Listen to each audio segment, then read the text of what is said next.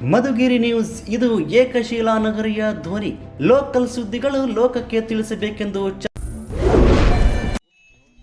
ಗ್ರಾಮ ಪಂಚಾಯತಿ ಕಾರ್ಯದರ್ಶಿ ಅವರೇ, ಇಂಗ್ಲಿಷ್ ಶಾಲಾ ಶಿಕ್ಷಕರೇ, ಹಿರಿಯ ಇಂಜಿನಿಯರ್ ಅವರೇ, ಜೊತೆಗೆ ಎಲ್ರಿಗೂ ನಮಸ್ಕಾರ. ಈ ದಿನ ಜಿಲ್ಲಾ ಪಂಚಾಯತ್ ತುಮಕೂರು, ತಾಲೂಕ್ ಪಂಚಾಯತಿ ಮಧುಗಿರಿ, ದೊಡ್ಡಮಾಲೂರು ಗ್ರಾಮ ಪಂಚಾಯತಿ ವ್ಯಾಪ್ತಿನಲ್ಲಿ ಬರುವಂಥ ಸೂರ್ಯನಾಗೇನಹಳ್ಳಿ ಗ್ರಾಮದಲ್ಲಿ ಇವತ್ತು ಜಲ್ ಜೀವನ್ ಮಿಷನ್ ಯೋಜನೆಯಡಿ ಪ್ರತಿ ಮನೆಗಳಿಗೆ ನಳ ಸಂಪರ್ಕವನ್ನು ಅಳವಡಿಸುವಂಥ ಒಂದು ಕಾಮಗಾರಿನ ಕೈಗೆತ್ತಿಕೊಳ್ಳಲಾಯಿತು.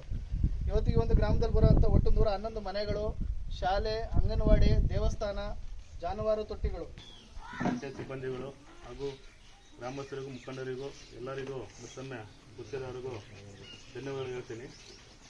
ನಮ್ದು ಏನು ಇವತ್ತು ನೀರಿನಿಂದ ಎಷ್ಟು ಪ್ರಾಮುಖ್ಯತೆ ಅಂತ ಅವ್ರು ಹೇಳಿದ್ರು. ಹೇಳೋದಕ್ಕಿಂತ ಮುಂಚೆ ನಮಗೆ ಅನುಭವ ಆಗಿದೆ ನಮ್ಮೂರಲ್ಲಿ, ನಿಮಗೂ ಸೇರಿ. ಮುಂಚೆ ನದಿಯಲ್ಲಿ ನಮ್ಮೂರಲ್ಲಿ ಎತ್ತಿಬಿಟ್ಟು 30-40 ಅಡಿ ಎತ್ತಿಬಿಟ್ಟು ತರ್ತಿದ್ವಿ. ಅವಾಗ ಬೋರ್ ಇಲ್ಲ ಅಂದಾಗ ನಮಗೆ ಮೊದಲಿಗೆ ಯಾರೋ ರಾಜಕಾರಣ ಬಂದಾಗ ಅದಾದಾಗ ಒಂದು ಬೋರ್ ಕೊಡ್ತಿದ್ರು. ಬೋರ್ ಕೊಡ್ತಿದ ಮೇಲೆ ಕುಡಿಯೋ ನೀರು ಪ್ರಾಬ್ಲಮ್ ಆಯಿತು. ತಿರ್ಗಿ ಅದನ್ನ ಸಿಸ್ಟಮ್ ಮಾಡಿದ್ವಿ. ಅದಾದ್ಮೇಲೂ ಹೋದ ವರ್ಷ ಒಂದು 2-3 ವರ್ಷದ ಮುಂಚೆ ಮಳೆ ಒಂದು 10-15 ವರ್ಷ ಬಂದಿರಲಿಲ್ಲ. ಅವಾಗ ಒಂದೇ ಬೋರ್ ಇತ್ತು. ಏನಾಗೋದು ಸಮಸ್ಯೆ, ಅಲ್ಲಿ ಬೋರ್ ಆನ್ ಮಾಡಿದ್ರೆ ಸ್ಟಾರ್ಟಿಂಗ್ ಇರೋರಿಗೆ ನೀರು ಜಾಸ್ತಿ ಆಗೋ, ಮೇಲ್ಗಡೆವರೆಗೆ ಆಗ್ತಿರ್ಲಿಲ್ಲ. ಈ ಕಂಪ್ಲೇಂಟ್ನ ಸುಮಾರು ಸಲ ಅನುಭವಿಸಿರೋರು. ಸಣ್ಣಗೆ ಬರ್ತಾವೆ ಅಂತ ನಮ್ಮ ಇವರು ಈಗ ಕಂಪ್ಲೇಂಟ್ ಮಾಡಿದ್ದಾರೆ. ನಿಜ, ಯಾಕಂದ್ರೆ ಈಗಿರೋ ಪರಿಸ್ಥಿತಿ ಅಂದರೆ ಡೈರೆಕ್ಟ್ 2 ಬೋರ್ ಇದಾವೆ. ಮಳೆ ಬಂದು 2020 2 ಬೋರ್ ಆನ್ ಆದ್ವು, ಎಲ್ಲ ಆಗೋ ಚೆನ್ನಾಗಿ ನೀರು ಹೋಗ್ತಾ ಇದೆ. ಒಂದೇ ಬೋರಿದ್ದಾಗ ಏನಾಗೋದು, ಸ್ಟಾರ್ಟಿಂಗ್ ಇರೋ ಜಾಸ್ತಿ ಹೋಗೋದು, ಇಲ್ಲ ರೆಕಮೆಂಡ್ ಮಾಡಿ 1 ಇಂಚ್ ಪೈಪ್ ಹಾಕೊಂಡಿರೋ ಜಾಸ್ತಿ ಹೋಗೋದು, ಮೇಲ್ಗಡೆ ಇರೋದು ಆಗ್ತಿರಲಿಲ್ಲ. ಆ ಥರ ಆಗಬಾರ್ದು ಅಂತೇಳಿ ಇಡೀ ಇಂಡಿಯಾದಲ್ಲೇ ಕೇಂದ್ರ ಸರ್ಕಾರ, ಸೆಂಟ್ರಲ್ ಗೌರ್ಮೆಂಟು ಮತ್ತು ರಾಜ್ಯ ಸರ್ಕಾರ ಇಬ್ಬರು ಅನುಪಾತದಲ್ಲಿ ಕೆಲವರಿಗೂ ಮೇಲ್ಗಡೆ ಎಲ್ಲರಿಗೂ ಈಕ್ವಲ್ ಆಗಲಿ ಅಂತೇಳಿ ಅವರು ನೀರನ್ನು ಒಂದು ಲಿಮಿಟ್ ಮಾಡಿಬಿಟ್ಟಾರೆ ಮೀಟ್ರಲ್ಲಿ. ಅದನ್ನೇನಾದ್ರು ಹೆಚ್ಚಿಗೆ ಮಾಡೋಕ್ಕಾದ್ರೆ ಇನ್ನು ಅದಕ್ಕೆಲ್ಲ ಇದ್ರೆ ಮಾಡಿದ್ರೆ ಒಳ್ಳೇದು ಸರ್. ಅಂದರೆ ಇನ್ನೊಂದು ಬೇಡ, ಇನ್ನೊಂದು ಚೂರು ಸ್ಪೀಡ್ ಬರೋಂಗೆ ಏನಾದ್ರು ಹೇಳ್ದಂಗೆ ಆಟೋಮ್ಯಾಟಿಕ್ ಟೆಕ್ನಿಕಲ್ ಪ್ರಾಬ್ಲಮ್ ಇದ್ರೆ ಮಾಡ್ಬೋದು. ಬಟ್ ನಮ್ಗೆ ತಿರ್ಗಾ 4-5-10 ವರ್ಷ ಮಳೆ ಬಂದಿಲ್ಲ ಅಂದರೆ ತಿರ್ಗಾನು ನೀರೊಂದು ಸಮಸ್ಯೆ ಆಗುತ್ತೆ. ಒಂದೇ ಬೋರೆ ಓಡೋದು, ನಿಮ್ಗೆ ಗೊತ್ತು. ಮಳೆಗಾಲ ಬಂದಿಲ್ಲ ಅಂದರೆ ಒಂದೇ ಬೋರೆ ನೀರು ಬರೋದು. 5 ವರ್ಷ ಮಳೆ ಬಂದಿಲ್ಲ, ತಿರ್ಗಿ ಒಂದು ಬೋರಿಂದ ನಾವು ನೀರು ಬಿಡ್ಬೇಕಂದಾಗ ಇದು ಈಗ ಹಾಕಿರೋ ಒಂದು ಏನು ನೆಲ್ಲಿನಲ್ಲಿ ಎಲ್ಲ ಒಂದು ಈಕ್ವಲ್ ಆಗಿದೆ ಅಲ್ಲ, ಅನುಕೂಲ ಆಗುತ್ತೆ. ಇವಾಗೇನೋ ಬೇಡ ಅಂತ ಹೇಳಿ ಸರ್ ನಮ್ಮ ಬೇಡಗೆ ಹಾಕಿ ಅಂತ ಕೇಳ್ತೀವಿ. ಇದೇ ತರ ಮಳೆ ಬಂದ್ರೆ ಪರವಾಗಿಲ್ಲ. ಮಳೆ ಬಂದಿಲ್ಲ ಅಂದಾಗ ಮುಂದೆ ಇರೋರಿಗೆ ಹೋಗುತ್ತೆ, ಲಾಸ್ಟ್ ನೀರು ಹೋಗಲ್ಲ. ಹಂಗಾಗಿ ಅದು ಎಲ್ಲರೂ ರಾಜ್ಯದಲ್ಲಿ ಪ್ರಾಮುಖ್ಯತೆ ಕೊಡಬೇಕಾಗಿದೆ ಅಂದ್ರೆ ಇದನ್ನ ನಾವು ಮುಂದಿನ ಪೀಳಿಗೆ ಕೊಡಬೇಕಾಗಿದೆ. ಈಗ ನಮ್ಮ ಅಜ್ಜ ತಾತ ನಮಗೆ ಒಂದಿಷ್ಟು ಹಳ್ಳ ಕೊಂಡ ಬಾವಿಗಳನ್ನು ಬಿಟ್ಟೋಗಿದ್ರು. ನಮಗೆ ಮೊಟ್ಟ ಮೊದಲನೇದಾಗಿ ನಮಗೆ ಬೋರ್ ಬಂದಾಗ ಅದೆಲ್ಲರಿಗೂ ಹೊಸದಾಗಿತ್ತು. ಒಳ್ಳೆ ನೀರು ಭೂಮಿಯಿಂದ ಡೈರೆಕ್ಟ್ ಆಗಿ ನಮ್ಮ ಮನೆಗೆ ಅಪ್ಪ ಅಂತ ಅಷ್ಟೊಂದು ಇದ್ದಂಥ ಕಾಲದಲ್ಲಿಂದ ಈಗ ಈ ಕಾಲಕ್ಕೆ ಬಂದಿದ್ದೀವಿ. ಈಗ ಬಾಟ್ಲಿ ನೀರು ಕುಡಿಯೋಂಥ ಕಾಲಕ್ಕೆ ಬಂದಿದ್ದೀವಿ. ಮುಂದೆ ನಮಗೆ ಈ 30 ವರ್ಷದ ಕೆಳಗಿನ ಚಿತ್ರಣವನ್ನು ನೀವು ನೋಡಿ ಬಂದಿದ್ದೀವಿ. ಮತ್ತೆ ಮುಂದಿನ 30 ವರ್ಷ ನಾವು ಯಾರು ಇರ್ತೀವೋ ಇರಲ್ಲ ಗೊತ್ತಿಲ್ಲ. ಆದ್ರೆ ನಮ್ಮ ಮಕ್ಕಳಿಗೆ ಆಸ್ತಿ ಕೊಡದಿದ್ರು ಪರವಾಗಿಲ್ಲ, ನೀರನ್ನ ಕೊಟ್ಟೋಗುತ್ತೆ. ನೀರು ಮತ್ತು ಗಾಳಿ, ಉತ್ತಮ ಗಾಳಿಯನ್ನ ಮತ್ತು ಉತ್ತಮ ನೀರನ್ನ ನಮ್ಮ ಪೂರ್ವಿಕರು ಹೇಗೆ ನಮಗೆ ಕೊಟ್ಟೋಗಿದ್ರು, ನಾವು ಅದನ್ನ ಪ್ರತಿ ಹಂತದಲ್ಲಿ ಕಲುಷಿತ ಮಾಡ್ಕೊಂತ ಬಂದಿದ್ವಿ.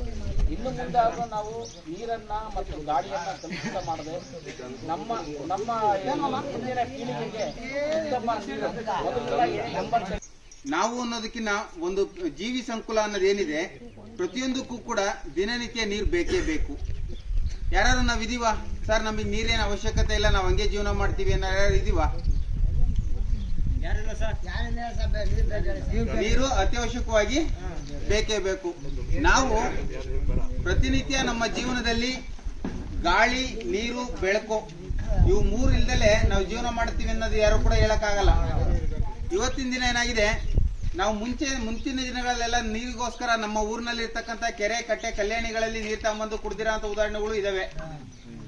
ಆದ್ರೆ ಇವತ್ತೇನಾಗಿದೆ, ನಮ್ಮ ಊರಿನ ಕೆರೆಗಳಲ್ಲಿರ್ಬೋದು, ಕಟ್ಟೆಗಳಲ್ಲೆಲ್ಲ ಒಂದ್ ಕಡೆ ಇರ್ಬೋದು, ನೀರಿನ ಶೇಖರಣೆ ಆಗಿದ್ರು ಕೂಡ ನಾವ್ಯಾರು ತಗೊಂಬಂದದನ್ನ ಬಳಸೋದಕ್ಕೆ ಆಗ್ತಾ ಇಲ್ಲ. ಹಲವಾರು ಕಾರಣಗಳಿಂದಾಗಿ ಅಲ್ಲಿ ಕೆರೆಗಳಲ್ಲಿ, ಕಟ್ಟೆಗಳಲ್ಲಿ ಇದ್ದಂತ ನೀರು ಕಲುಷಿತ ಆಗಿರೋ ಹಿನ್ನೆಲೆಯಲ್ಲಿ ನಾವು ಆ ನೀರನ್ನ ಬಳಸಕ್ ಆಗ್ತಾ ಇಲ್ಲ. ನಾವೆಲ್ಲ ಕೂಡ ಡಿಪೆಂಡ್ ಆಗಿರೋದೇನ 111 ಮನೆಗೆ ಇವತ್ತು ಒಂದು ಗ್ರಾಮ ಸಭೆ ತುಂಬಾನೇ ಒಂದು ಕೋರಮ್ ಇದೆ ಈ ಗ್ರಾಮ ಸಭೆ. ಯಾಕೆಂದ್ರೆ ಬಹಳ ಖುಷಿ ಆಗ್ತಾ ಇದೆ. ತುಂಬಾ ಸಾಕಷ್ಟು ಮಹಿಳೆಯರಿದ್ದಾರೆ. ಆ ಕಡೆ ಗ್ರಾಮಸ್ಥರು ಎಲ್ಲ ಹಿರಿಯವರೆಲ್ಲರೂ ಸಹ ಸೇರಿದ್ದೀರಾ. ಇವತ್ತು ಗ್ರಾಮೀಣ ಪ್ರದೇಶಗಳಲ್ಲಿ ಮನುಷ್ಯನಿಗೆ, ಗ್ರಾಮೀಣ ಪ್ರದೇಶ ಆಗಿರ್ಬೋದು, ನಗರ ಪ್ರದೇಶ ಆಗಿರ್ಬೋದು, ಮನುಷ್ಯನಿಗೆ ಬಹುಮುಖ್ಯವಾಗಿ ಬೇಕಾಗಿರೋದು ಕುಡಿಯೋ ನೀರು.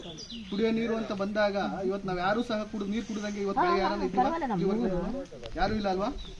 ಅಂದ್ರೆ ಮನುಷ್ಯನಿಗೆ ಬಹುಮುಖ್ಯವಾಗಿ ಬೇಕಾಗಿರೋದು ನೀರು, ಗಾಳಿ ಮತ್ತೆ ಬೆಳಕು, ಆಹಾರ. ಈ ಎಲ್ಲ ವಿಷಯಗಳಿಗೆ ಸಂಬಂಧಪಟ್ಟಂತೆ ನಾವುಗಳು ಈ ಹಿಂದಿನಿಂದನೂ ಸಹ ಕುಡಿಯೋ ನೀರಿನ ವಿಷಯಕ್ಕೆ ಬಂದಾಗ ಬೇರೆ ಬೇರೆ ಹಂತದಲ್ಲಿ ನಾವು ಕುಡಿಯೋ ನೀರನ್ನು ಕುಡ್ಕೊಂಡು ಬಂದಿದ್ದೀವಿ, ಹೌದಲ್ವ?